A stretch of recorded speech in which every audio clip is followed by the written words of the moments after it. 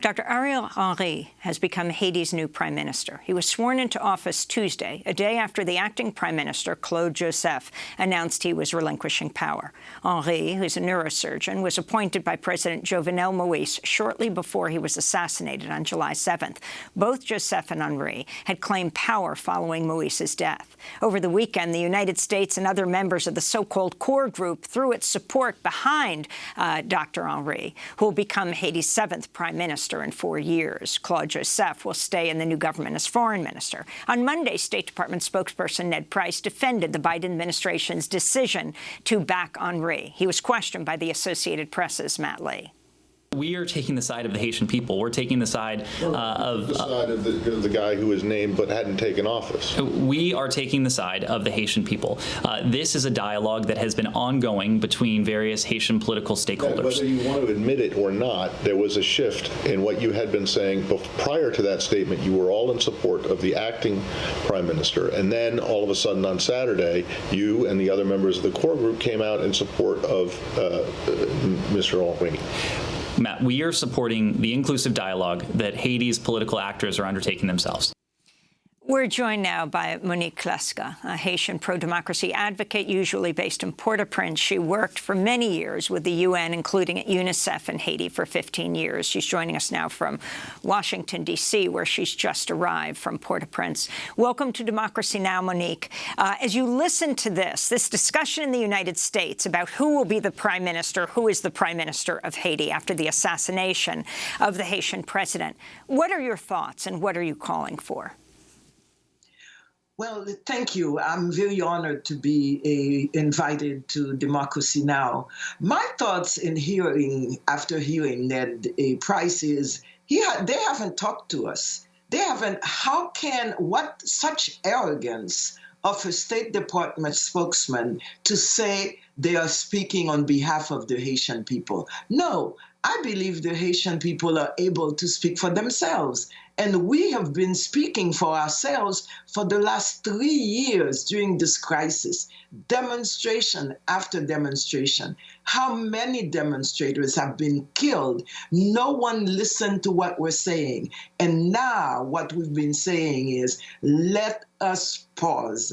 Let us sit down and Haitians talk together, come together and find a solution. It's not going to be like magic that it's going to be done. There is such polarization. There is such mistrust. But we must do this. It is not up to the United States State Department to tell us who should be the Prime Minister of Haiti. It is offensive. It should not be done.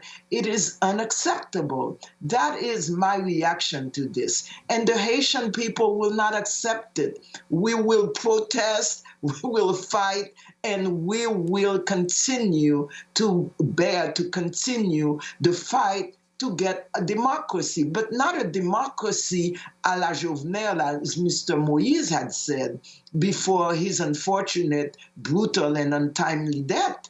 No, we will do it the way Haitians want to do it properly and in a Monique, democratic way.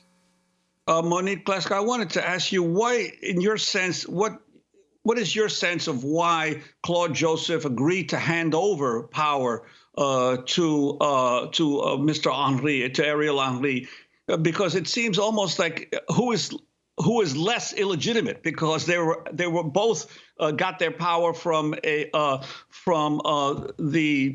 assassinated leader, who was himself questions about his ability to hold power after not being after his term ended.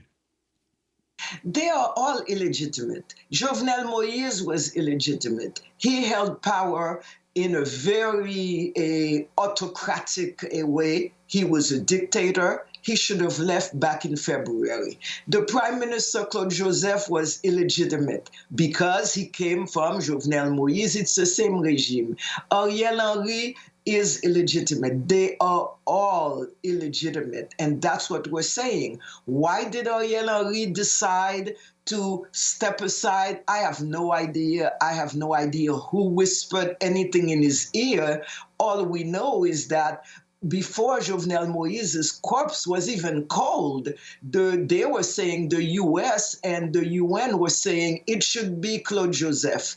Then a few days later, they change and say it should be Ariel Henry. Whatever is being cooked on the back burner somewhere in the U.S. Embassy, the U.S. State Department, or the UN BNU office of Madame Lalim really has nothing to do with the Haitian people. We actually, at the commission that I'm honored to be part of, had several meetings where various groups of civil society came to discuss a draft agreement, and they agreed that the Constitution 1987 should be respected. They agreed that there should be a provisional president and a prime minister, and are about to set up a committee so that they can decide and propose names to be provisional president and provisional prime minister.